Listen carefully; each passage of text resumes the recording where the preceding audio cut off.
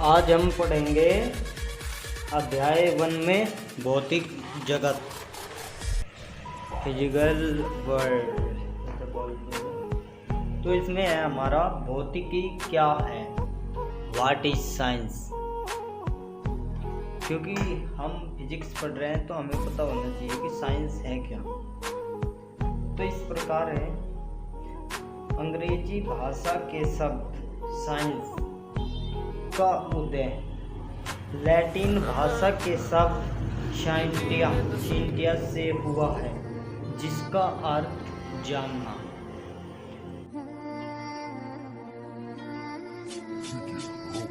संस्कृत भाषा का शब्द विज्ञान, अरबी भाषा का शब्द इल्म भी यही अर्थ व्यक्त करता है, जिसका तात्पर्य है ज्ञान।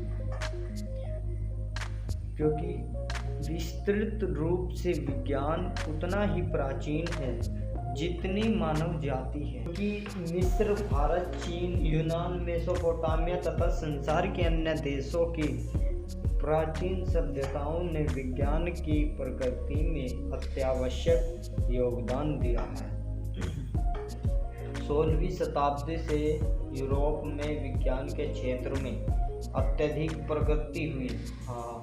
20वीं शताब्दी के मध्य तक विज्ञान वास्तविक रूप में एक महान ध्रुव कार्य बन गया, जिसके अंतर्राष्ट्रीय विकास के लिए अनेक सभ्यताओं एवं देशों ने अपना योगदान दिया है। जो कुछ भी हम अपने चारों ओर देखते हैं, उसी के आधार पर अन्वेषण करना, प्रयोग करना, भविष्यवाणी करना विज्ञान है। जैसे हमने आकाश को देखा आज जैसे कि काला हो रहा है, तो उसी के आधार पर हम देखेंगे कि किसकी परछाई किसके कारण काला हो रहा है। यही साइंस है। अगर हम एक मोबाइल की बैटरी लें, मोबाइल चला रहे, तो ये भी साइंस की ही देन है। कंप्यूटर, टेलीफोन, रेडियो सब साइंस की देन है। इसमें हमारा क्या क्या होता है कि अलग अलग तरह से, जैसे आजकल मोटर बाइक, मोटरसाइकिल सब साइंस की देन है। भौतिकी, प्रौद्योगिकी तथा समाज। इसमें भौतिकी, प्रौद्योगिकी तथा समाज के बीच आपसी संबंध, जिसे हम पारस्परिक भी बोल सकते हैं, संबंध को बहुत से उदाहरणों में देखा जा सकता है। जैसे कि हम जानते हैं कि भाप का इंजन इंग्लैंड में 18वीं शताब्दी में हुई औद्योगिक क्रांति, जिसने मानव सभ्यता को अत्यधिक प्रभावित किया, से अप्रत्यक्षणीय है। कभी प्रौद्योगिकी नवीन भौतिकों को जन्म देती है, तो कभी भौतिकी नवीन प्रौद्योगिकी उत्पन्न करती है। इसका अर्थ है,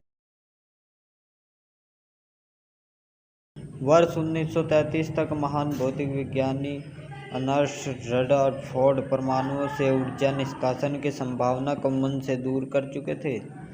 परंतु केवल कुछ ही वर्षों के बाद सन 1938 में हेन तथा माइटनर ने न्यूट्रॉन प्रेरित यूरेनियम नाभिक के विखंडन से संबंधित परिघटना की खोज की, जिसने आणविक शस्त्रों तथा आणविक शक्ति रिएक्टरों के आधार की भांति कार्य किया।